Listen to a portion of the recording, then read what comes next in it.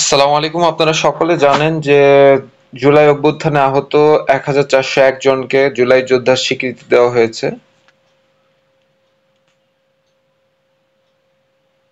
July August গণঅভ্যুত্থানে আহত 1401 জনকে জুলাই যোদ্ধা হিসেবে স্বীকৃতি দিয়ে গেজেট প্রকাশ করেছে সরকার। অতি গুরুতর আহত 493 জনকে ক শ্রেণীতে এবং গুরুতর আহত 908 জনকে খ শ্রেণীতে রেখে এই গেজেট প্রকাশ করা হয়েছে। তার মানে অতি গুরুতর আহত যারা, তার 483 জন, আর হচ্ছে আপনার গুরুতর আহত মানে একটু কম আহত তারা হচ্ছে 908 জন।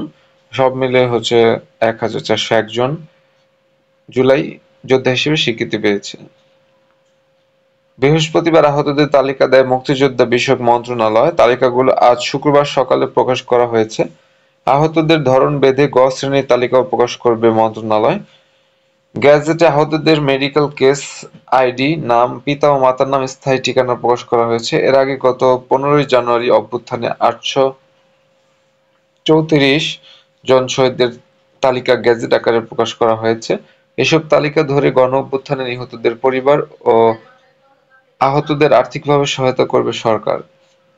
গতকাল ফরেন সার্ভিস একাডেমিতে আয়োজিত সংবাদ ব্রিফিংয়ে প্রধান উপদেষ্টার প্রেস সচিব শফিকুল আলম জানান, জুলাই অভ্যুত্থানে নিহত 834 জনের পরিবারের সদস্যরা 30 লাখ টাকা সঞ্চয়পত্র পাবেন। এই টাকার মধ্যে চলতি 2025-26 অর্থবছরে 10 লাখ টাকা এবং 2026-27 অর্থবছরে 20 লক্ষ টাকা সঞ্চয়পত্র দেওয়া হবে। এটা শুধুমাত্র যারা শহীদ হয়ে গেছেন, শহীদ ভাই বোনদের পরিবারে দেওয়া হবে এবং তারা প্রত্যেক মাসে 20,000 টাকা করে ভাতা পাবেন। মেডিকেল বোর্ড অনুযায়ী আহতদের 3 ক্যাটাগরিতে ভাগ করা হয়েছে। অন্যের সহায়তা ছাড়া জীবন পরিচালনা সম্ভব এমন আহতদের 493 জনকে এই ক্যাটাগরিতে রাখা হয়েছে। তারা প্রত্যেকে 5 লাখ টাকা করে পাবেন। যারা খুবই গুরুতর আহত হয়েছেন 493 জন, তারা 5 লক্ষ টাকা করে পাবেন। এর মধ্যে 2 লাখ টাকা তারা পাবেন চলতি অর্থবছরে মানে 2025 সালে, এবং আগামী অর্থবছরে পাবেন হচ্ছে 2025-26 অর্থবছরে পাবেন হচ্ছে 3 লক্ষ টাকা। 2026-27 অর্থবছর হবে, সরি, 3 লক্ষ টাকা। তার মানে টোটাল হচ্ছে 5 লক্ষ টাকা তারা পাবেন। এছাড়া প্রতি মাসে তারা 20,000 টাকা করে ভাতা পাবেন। সরকারি হাসপাতালে পাবেন আজীবন বিনামূল্যে চিকিৎসা। মেডিকেল বোর্ডের সিদ্ধান্ত অনুযায়ী দেশি বিদেশি হাসপাতালে চিকিৎসার সুযোগও পাবেন তারা। তাদের প্রত্যেককে পরিচয়পত্র দেওয়া হবে, তা দেখিয়ে সব ধরনের সরকারি সুবিধা নিতে পারবেন। বি ক্যাটাগরিতে গুরুতর আহত যারা 908 জন রয়েছেন, তারা 3 লক্ষ টাকা করে পাবেন। এই টাকার মধ্যে চলতি অর্থবছরে 1 লক্ষ টাকা পাবেন এবং আগামী অর্থবছরে 2 লক্ষ টাকা পাবেন।